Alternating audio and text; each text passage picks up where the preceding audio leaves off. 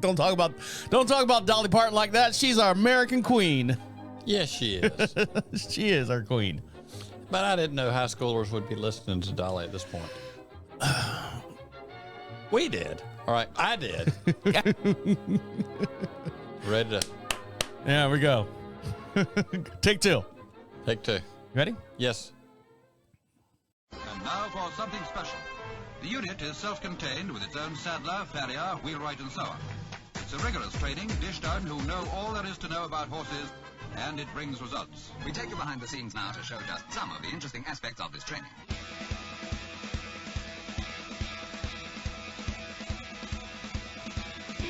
Welcome back to Equine Dynamics with Mike Stine, the #1 podcast to create sounder horses from the ground up. Mike Stine is a registered journeyman farrier with an APF1 accreditation.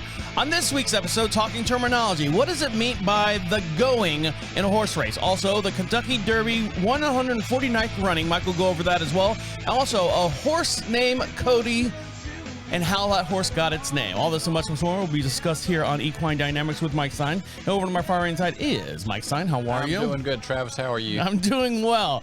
So, are you surviving here? Sorta, yes. Well, it's getting hotter out there, or it's starting to get a little starting to warm up a little bit. It hasn't gotten hot yet. My wife the other day she gets all of our horse chemicals and stuff shipped in from Amazon because I guess they're cheaper. And horse chemicals. Like the fly spray and the whatever rub that she puts on them, and the food comes in, the supplements, not the bag food. Okay, this is not like something to take care of like pool algae or anything like that. No, nothing like that. Okay, gotcha. But one of the things she gets, like this time of year, is the fly spray stuff. And she gets this big gallon of, I don't know, it's called like Fly Off or something. It's black and it says extra, extra L something, and she puts it in the spray bottle and she sprays the horses, and it's got like this eucalyptus / chemical smell to it. And it's wonderful. And I guess it works. And then I saw a couple of these same containers, one in blue and one in red, at the local southern states. Right. And they were $65 for the gallon. And she's like, wow, that's really cheap. I pay $85 for mine. I'm like, whoa. I said, how long does it last? She's like, like a month and a half. $85 for fly spray to keep flies off your horses. This time of year, that I didn't realize it was $85. I would have looked for some kind of essential oils and some rubbing alcohol or something else to spray on the horses. I don't know. That's probably bad for them. At that price, I might let them use flies to be an exercise program, but I didn't say that. But do you don't want the flies getting like in their eye? No, you don't. You don't. Now, seriously. Now, Cayenne, the miniature horse that's out there, has these little puff things that go around the bottom of its, like between. You just need a giant puff to put on the horse at all times. It's a big screen that's got like Velcro straps that's above her hoof, right, and below her hock joint. What's the front leg or hind leg? Front leg. I don't think they have hocks on the front leg. I think that's a knee. All right, so the hocks on the back leg. All right, so the front knee. The front knee. I'm not learning anything from this show. Actually, more like the human wrist. As okay. far as the construction, the hock joint is constructed more like the human ankle. But yes. Okay. She's got them on all four ankles. Let's put it that way. She's got them all four ankles. And only that, I guess the flies creep down to that part of the horse more frequently than the rest of the body outside of the eyes. I think it depends on what type of fly you've got, because some of them, there are some flies that will particularly go for a horse's belly. Because of what? Because if it's a boy or a girl, or it doesn't matter? Because the boy, of course, you know. I've not asked the flies on that one, but you know. Well, one thing she was looking at, which I threw up a red flag on this one. The one thing that she was looking at was a fly mask. Right. And the fly mask, you know, she was looking at all these different colors and all these different styles. You can get them in like camouflage colors and you know, red, white, and blue. Well, if you had camouflage, the flies wouldn't be able to see the horse. Hiding in the background. One of the masks that they had, I didn't agree with. But Amy was like, oh, look at this. Wouldn't it be funny to have Diego or Dominique with this fly mask on? Now, you know what a fly mask is. It goes over the face, and then sometimes it's got where the ears can come out. Yeah, sometimes they're covered, yes. They're covered. These were covered, and on the mask itself, painted, were two big, round, googly eyes. I like it. And then where the muzzle of the horse is, was a big old like smiley face on it. In my mind, I'm thinking, you know, Diego goes out there and he's got all her buddies and stuff out there. If Diego came out there with this mask on, horses being horses, not knowing, I mean, it's facial recognition, I would think that the horses would freak out and say, "What is wrong with your face there, Diego?" Because it's this cartoonish mask face on this horse. I think it would scare the other horses and make them, I'm just thinking, you know, mentally. You're trying to think like a horse. No, I'm trying to think like, Mike, if you came up here and you had like a Joker's mask on and you wore that the whole entire time you were up here, I would go, there's something wrong with you. I would be afraid. Well, that's not much different than normal. You do that anyway. I think I might want you to have the someone that Joker crawls mask up under a horse's hindquarters every day. There's something wrong with you, right? I think the Joker mask might be an improvement on you, Mike. I'm kidding. I'm kidding. Let's get one. But wouldn't you think, like, mentally on a horse, if they saw a horse's face and it had these big, huge, 4-inch round googly eyes on it and this big white, all the teeth showing mask, it would scare the living bejesus. Think about a toddler. Think about a baby child, that's, let's say, 1 year old. Right. It can walk around and it knows its mama's face. It knows its daddy's face. And then the mommy or daddy puts on a crazy mask. You've seen videos. There's a million of them on YouTube where the baby turns and, hi. And the baby turns around and looks at the mom for the first time and completely bawls out crying in scared panic. Yeah, when it figures out. And then the mask comes off. Oh, it's mommy. And then the kid's like, I'm traumatized for the rest of my life now. So, well, you got to start sometime. Yeah, start them early. Traumatize them early. All right, guys, stick around. When we come back, we're going to talk about what is it meant by the going in a horse racing. And also, we got a lot of stuff to talk about. We're going to talk about the winner of the Kentucky Derby and a special story about Cody and Cody's horse. Stick around. You're listening to Equine Dynamics with Mike Stine. He'll be right back. Yes. You don't have to answer that. No. No. Yes. No. All right, you ready? Yes, I am. All right, let's switch cameras. Did I start on? Oh, it lost all my other stuff too. God damn it. Are you lost? No, I had screens set up to where it was a little bit different this week, and since we lost power, it didn't save it. I had you a little bit bigger. I can still make you a little bit bigger. I had you a little bit bigger over here. I can go to all the you-can-eat buffets constantly. I can make myself a little bigger. I can close this over here, close this down a little bit over here. I'm editing in real time here, so hold on. You look like you lost weight now. You're smaller. I'm a little guy. Look at me. Yeah. Welcome back to Equine Dynamics with Mike Stine. He was the official farrier of the 2018 World Equestrian Games. And if you'd like to email Mike Stine at any time, the way you do that is go to equinedynamics.com. At the top of the page says contact us. Fill out that little form. Ask him a question and make sure you put a return address on there. Because if we answer it here on the air or read it here on the air, we'll send you out a whole prize pack. Just put your return address and we'll get that out to you. And over to my far right side, my very own prize pack is Mike Stine. How are you? I'm doing good, Travis. How are you doing, sir? Doing okay. Now, talking terminology. What is it meant by the quote, the going, end quote, in horse racing? How's it going, Travis? It's going all right. It's a good day. We're going to get a little bit of rain today, but other than that, it's a good day. Well, the rain has to do with the going too. Oh, does it really? So tell me how the rain affects the going. Well, how's the track surface going? How are the horses going? Is it a fast track? Is it a slow track? Is it a deep track? Is it a hard pack track? And how do they go on it?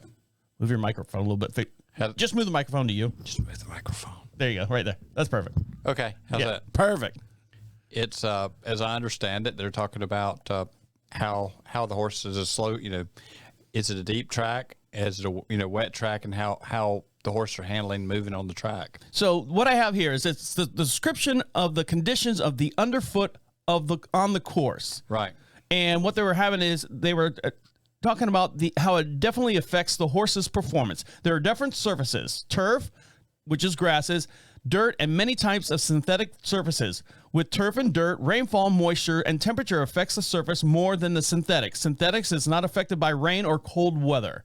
So the track that was running yesterday on the Kentucky Derby, were they pretty fast to me? Is that a synthetic track or is it a dirt track? I want to say, and don't quote me 100%, because I know you were talking about they were talking about switching it. Right, there was a time they were talking about switching. I think a lot of the tracks went to natural turf.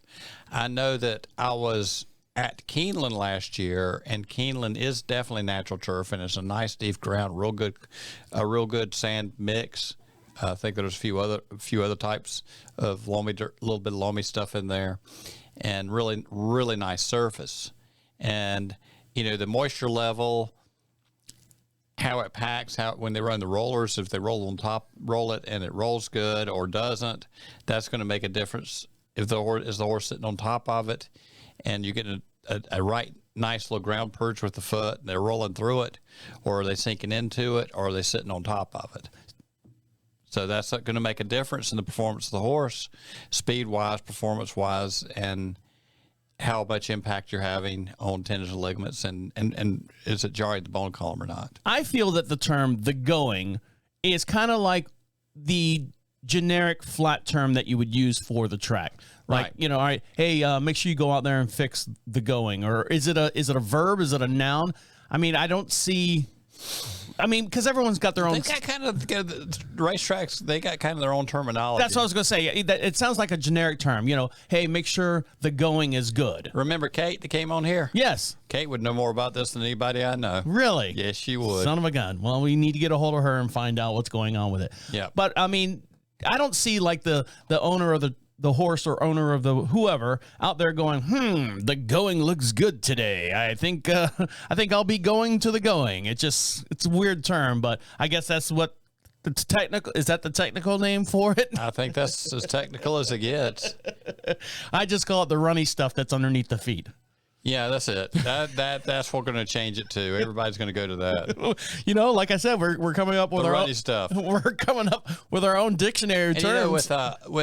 With track surfaces, and I know from my experience is a lot more in show rings. Right. And what we is changed the game on shoeing the show horses for the main arenas. And as they change the surfaces, the game changes. And some of the things that seem like a really good idea up front, sometimes they are not. As later on we find out for reasons that start showing up that they're not as good an idea, so then we change to something else. And that's been an ongoing thing with show horses, and every time they do it, we have to rethink what we're doing because of the way the horse performs in it. And the other thing is farrier is we want the horse performance best, but also we've got to do everything we can to minimize injury on the horse, because we want them, if you got a multi-million-dollar horse, you want to take care of them, and they've got to keep doing their thing, and they need to have, go their career, whether it be on racetrack, show ring, or whatever. And that is for them to be relatively healthy and sound in old age and happy. And when we come back, we're going to talk about the 149th running of the Kentucky Derby and the clip that Mike was talking about earlier in the or actually before we got on the air, about the horse. I forget the horse's name that bumped the rail. Verify. I think it was. And it bumped the rail and was leading, and we'll have that video. So don't forget, for every podcast we do, we have a matching video. You can follow us on YouTube. Make sure you like and subscribe over there. Yeah, you look best I could tell, he kind of hipped the rail, and then the jockey came up and backed off. By then he was losing ground anyway, but he did a nice job with him. We're gonna take a short little break and watch that video. So stick around. You're listening to Equine Dynamics with Mike Stine. He'll be right back. Yeah, I wanted to get out of this segment and then go so we can talk all about the Kentucky horse racing thing. Right. Ready?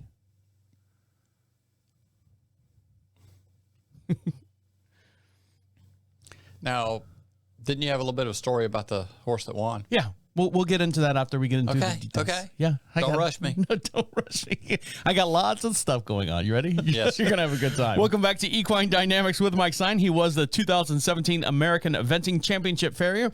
And don't forget, if you'd like Mike Stine to perform a clinic out at your location, he's got this huge horse by the name of Dolly. It's a skeleton breakdown of a horse. She's about 20 feet tall. Yes, she's about 20 feet tall and 15 feet long, and it shows all the grammatical corrections and errors and stuff on a horse and all the skeletal bones.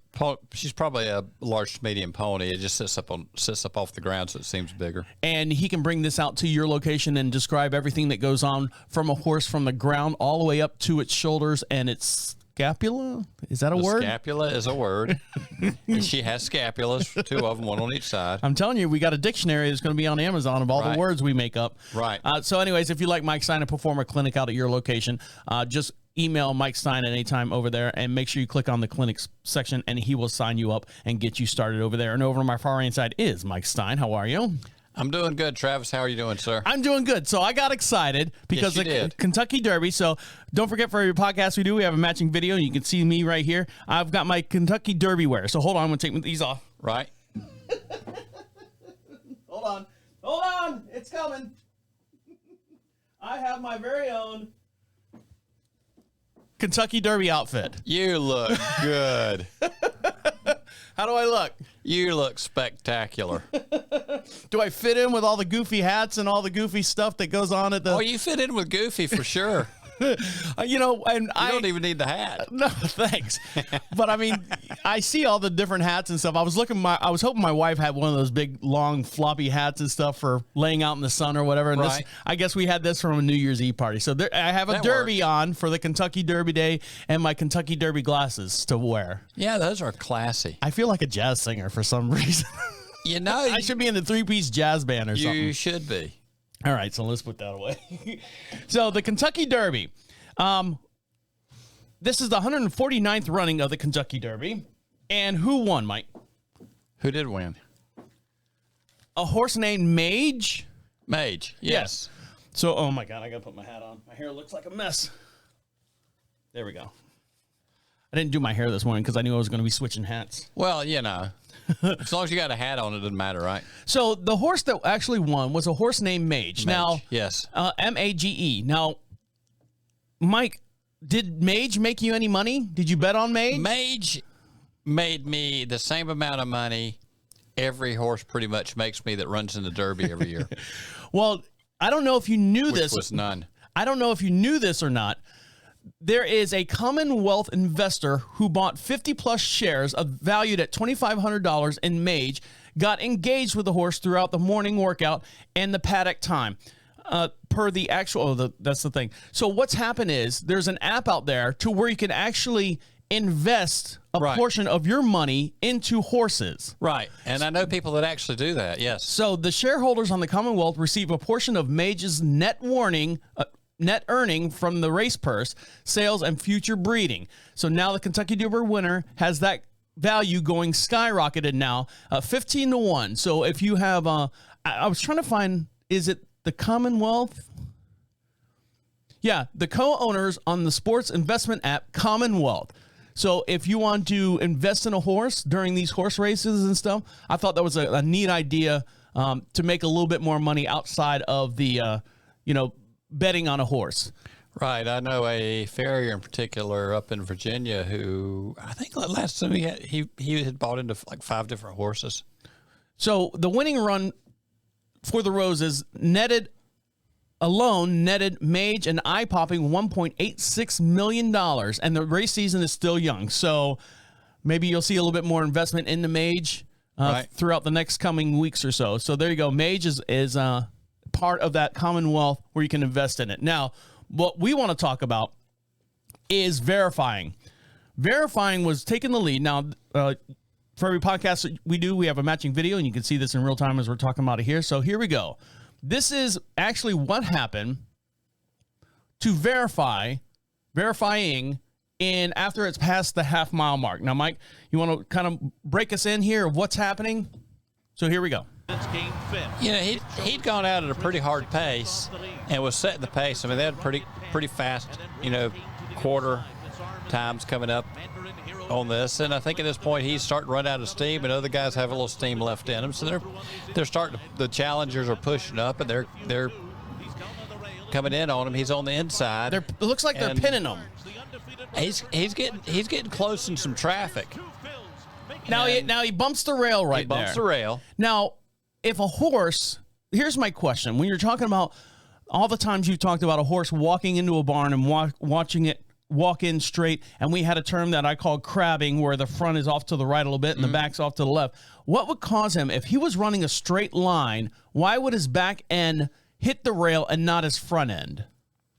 Well, he shifted turn a little bit, and I don't know if it was because of other horses around him or what. I couldn't see where anybody had actually bumped him or anything. But he kind of had a wobble back there and bumped the rail and came off in a bad step. And the one thing that sticks out to me is, if you pay attention to what the jockey right there, he comes up out of his racing position, and he's backing down on the horse, and the horse isn't falling apart or anything, but right there he's dropped out of the race, and he's protecting the horse and taking care of the horse and making sure he's going to be okay for another day. But that horse, bumped the rail dramatically in my sense, because it bumped him and almost pushed him almost sideways a little bit. So there he goes. Yeah, you can see the jockey standing up, basically. Hey, he stood up. He's backed off. Slower he's traffic. Just galloping off. He's letting everybody go, and he's taking care of his ride so that they can go ride another day. Just in case there was anything. And that rail is pretty cushy, and it's got a lot of. They do try to set it up to be very safe for the horses, but he's just easing on in, letting them cool out, and. They'll take. I'm sure they took him in the barn and checked him over and made sure he was in all right place. I'm sure they had the vet crew look at him, but right there, he felt something go or not right. And there's plenty of times you'll see a jockey on a horse and they feel something. They might feel a bad step, and they'll come up out of that horse, start backing him off, and this, well, he just lost the race. Maybe he did, but he saved the horse, and that is a big thing. I don't care what the sport is, but if your wife's horse is in a dressage arena, nice prepared arena, and takes a bad step, well, it may be time right there. Well, we're through with this show. We might be right in the middle of our ride, but it's okay. Let's ease out of the thing and let's check out our horse, because if there is something, we don't want to continue to do any damage. Yeah, she might stop, salute, and say, we're done. We're done, and he's out of there. And, got a horse, a lot of the horses I work on more 3-day eventing on cross-country course. You see him pull up, get a certain point, they feel something odd with the horse. Let's pull out of this unless he's back to the barns, and give this guy a break. He took a bad step. We don't want to damage anything, and if there is anything, we want to make sure we're taken care of, so we protect our animals. Now, it's too hard to get one to that point. Now, you're talking about protecting the animals. There's now safety concerns that are being raised since 7 horses were euthanized this past week in Kentucky, and so what about the Horse Racing Integrity and Safety Act that's going on out there? What happened to these horses? Well, there is a lot of debate going back and forth with all that, and as I understand, there's it's a big deal. But if you look back through history and time and all that, the big thing with that is it's a high visibility thing, and you had a lot of horses pop up right, boom, boom, boom, right there. Back before I think it was 2019 Breeders' Cup, you had a cluster of animals that had something come up with them. But I don't know, if you look over the whole year, it's very unfortunate that it happened like it did. But apparently it can at times. Now, were these injuries to the horses while they had to euthanize them, or was it strangles, or was it anything like? I doubt it was strangles. Yeah, because the whole place would have shut down. Oh yeah, they'd lock that place up and not let anybody out of there. But there's, it could have been a horse colicking, could have been something happened to the horse, could have been. There's horses that have colics that are put down that may not have had anything to do with racing. I don't know why any of those horses were put down. I don't have a clue. And this is 7 horses just in the past week in Kentucky. Right. Now, not having to deal with the Derby, just in Kentucky in general, the state, or was it having to deal with the Derby? I'm not totally sure on that. But even with, okay, when we go through big weather changes, when, we have a big rash of colics, vets will sometimes put some of those horses down because some of them are not going to make it. And it's just the more humane thing to do. Right. And because of we quit drinking water or whatever it is, some of it could have been that. I don't know. Some of it could have been pain, strains, could have been skeletal, could have been tendon ligament damage, could have been colics, could have been a skeletal thing. You never know. Sometimes things can happen real quick. Now, there's a group of people out there that don't like, not necessarily just people in general, but there is a community of people in the horse community that don't agree with the racing of any of these horses. And There's some people out there that don't agree with the riding of any horses, period. Right, yes. But the racing, you'd have a lot more that would disagree with that. And this, in my opinion, this would give them more ammo to say, hey, look, what are we doing to these? They're hunting for ammo, believe me. Yeah. What are we doing to these horses? Why are we putting these horses down? Why did it happen so close to the race? But the whole thing with drugs and everything else that has gone on in past history, they've really tightened up. They're checking more than ever.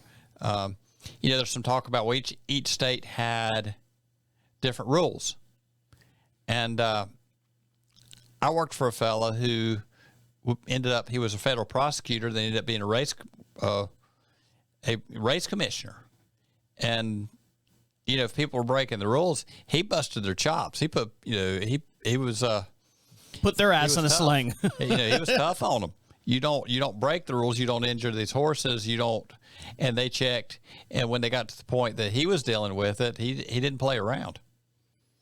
And, so it's not that there's no rules. It's just in past history, every state has had a different set of rules. Some of them were a lot slacker than others. Some of them were very stringent. And over the years, when people found, NASCAR, they kept finding ways to cheat, and they kept adding rules, right? Right. They've done the same thing with horse racing. So they are trying to make it better. But this doesn't help. This does not help. No. All right, guys, stick around. When we come back, something that actually helped this kid was a horse, and we'll get into Cody's story as well. Stick around. You're listening to Equine Dynamics with Mike Stine. He'll be right back. Got a doctor's appointment tomorrow. Just my normal. Veterinarian? Yeah, veterinarian. Don't kill yourself over there, Mike. Crack yourself up. Well, they sent me to the vet's office, and they he needs to be put down. Oh, look at this old guy scratching your belly. He won't pass the check. Who's a good boy? You were a good boy. Who's a good boy? Yeah, there you go. No, he was good, but when they get to this point, you just need to think about letting them go. Ma'am, I'd like to talk to you in the other room. That's what I get every time I go. Been going on for years. He's only got a couple gigs left in him. Only a couple more races left in him. Yeah. All right, let's talk about Cody. You ready? Right. Welcome back to Equine Dynamics with Mike Stine. He is now a licensed thoroughbred farrier. Speaking of the Kentucky horse racing, he is now an official farrier through the Kentucky Horse Racing Commission. And if you'd like Mike Stine to answer any of your questions, feel free to email him at any time at equinedynamics.com. At the top of the page says contacts. Make sure you put in your mailing address. If Mike reads it, well, he will read it. But if we read it here on the air and answer your question on the air, we'll send you out a little prize pack for you. Put a return address, and we'll get that out to you as soon as we can. And also, don't forget, for every podcast we do, we have a matching video. You can see me waving to Mike, Mike waving to me. Over on YouTube, all you do is search Equine Dynamics Mike Stine and follow him as well. And also on Facebook. And Mike, you post all these different interesting articles, a lot of educational stuff, a lot of stuff going on with the horse races and stuff. And one article that you did post the other day was about a little boy by the name of Cody and Cody's Wish.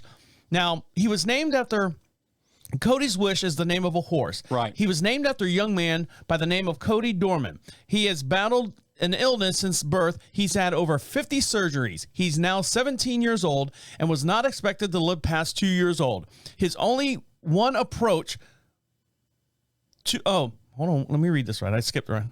You did. It ran off the pages. His wish was granted by the Make-A-Wish Foundation to meet a racehorse. It was a young colt, and his namesake was he was the only one to approach Cody in the wheelchair.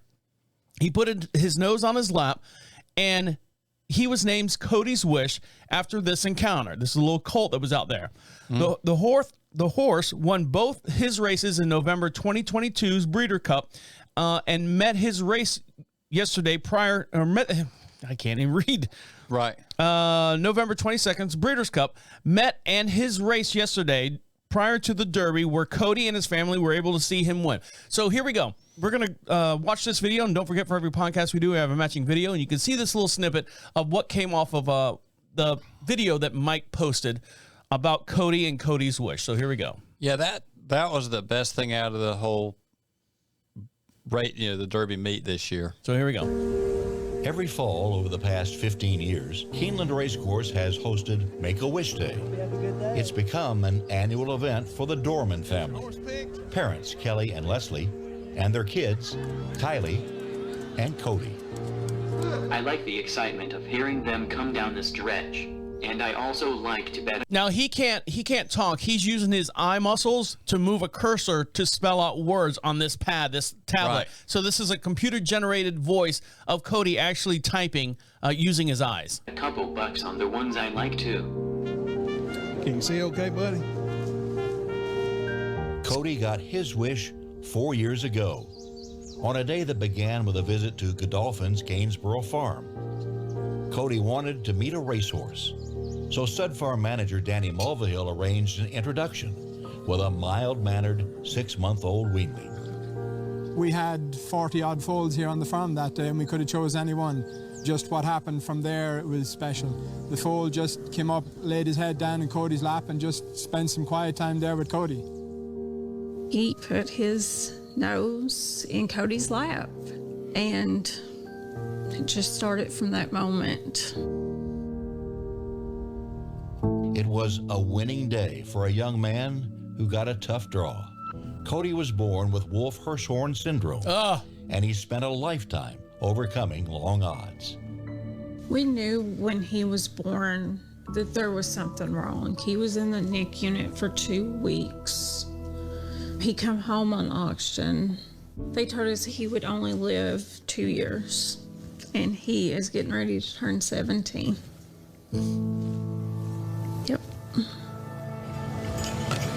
Blue horse, what do you... So what a touching story. So he's 17 years old, and he actually, on his birthday, he went out there and saw his horse, Cody's Wish, I believe, go out there and race.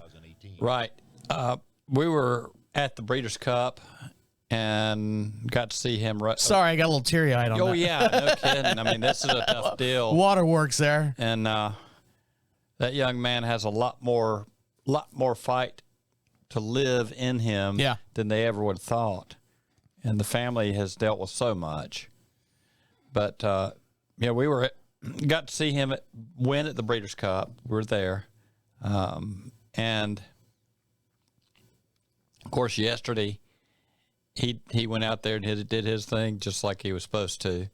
And, he's going to be a horse to watch, and he's definitely going to be my favorite of the year. Yeah, really. How could he not be after this whole story that goes with him? And, they changed the horse's name to Cody's Wish. Right. And, he continues on. And hopefully both him and the horse continue winning. Right, yes. No kidding. All right, guys. Oh, go ahead. It's a tough deal. All right, guys, stick around. When we come back, one more little segment, we'll wrap up the show. You're listening to Equine Dynamics with Mike Stine. He'll be right back. Yeah, that's tough. That's tough watching that. Mm-hmm. For those who have not seen the story, they need to. Welcome back to Equine Dynamics with Mike Stine, the #1 podcast to create sounder horses from the ground up. Mike Stine is a registered journeyman farrier with an APF1 accreditation. Don't forget, for every podcast we do, we have a matching video. Go over to YouTube. Make sure you like and subscribe over there. And if you have any comments, if I can't answer them, I'll send them over to Mike. I know one of our videos I sent over to Mike, there was a question that we were talking about last week about the, what was it? That was hereditary. I'll send you the question. I forget. I'll send it again. Okay. And make sure you like and follow over there. And if you have a question for Mike Stine, go over to equinedynamics.com and fill out contacts. Fill out contacts and make sure you.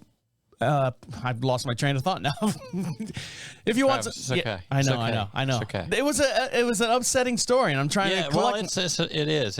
And I'm trying to collect myself here.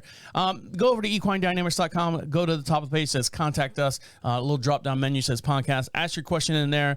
Put a return address, and we'll send you out a prize pack as well. Now, and over to my far right side is Mike Stine. How are you? I'm doing good, Travis. How are you? I'm doing well. So what do we learn today, Mike? Talking terminology. What is meant by the going with horse racing? How is it going, Travis? It's going well. It was pretty rough there, that last story. It was. That was a tough deal. Got me there. But now the going is talking about ground condition. How are the horses going on the ground? Are they going? Meaning, you know. Are they deep? Is it fast? Is it deep? Is it, wet slick? Track? Is it slick? Is it, yeah. So is that where we get the term, how is it going? How is it going, Travis? We can go with that. There's another terminology for our book. And also, the Kentucky Derby's 149th running with the winner of a horse named Mage, and it was part of the Commonwealth app, and all the different investors that invested in Mage got a little portion. From here on out, we'll get a whole bunch of racing royalties from the app. Yeah, I don't know exactly how that works, but I know people that do buy into horses on that level. And verifying the horse that bumped his butt on the rail on the final turn there. You think he's okay? My guess is the way he was going at the time. It was kind of like when he got him down to a gallop and all that. I didn't see anything that I would be scared of. But the jockey, since it's time to take care of this guy, probably felt something or didn't agree with it, or didn't agree with the horse. He felt. I know he felt that horse bump around back there, and he says, "Time to take care of my horse." And he did a good job of easing him down and letting him come ease into the back into the race. And if you want to see the full-length story of Cody Dorman and the horse named Cody's Wish, go over to Mike's Facebook page, and the way you see that is to go to Equine Dynamics Mike Stine over on Facebook. And like and subscribe to him over there as well, and you can see the full-length story of Cody. See the Dorman family, see the story. Look at if you can't find anything else, go to the Equine Dynamics page, and it's an incredible story. And out of the Derby race this year, this is the biggest thing that came out of it to me. It's the headline for all of us here. Right. All right, guys, on that note, we're going to let you get back to enjoying your horses. On behalf of Mike Stine over there, have a good one. Thank you, Travis. See you next. Have fun with your horses. My name's Travis saying see you next week. All of the doggies are in the corral. All of your work is done. Note to self, no more sad horses. No more sad horse stories. And I watched the video too, and I was like, oh, this is a cute little story. And then you see it, and you're like going, oh, God. And you're in a room with someone else. Normally you're in the room by yourself, and you're like, that's... Oh, that got me last night. Yeah. Oh, I'm sure. I'm sure, yeah. Good night, Ned. Good night, Ned. Unbelievable. You can't imagine. 50 surgeries.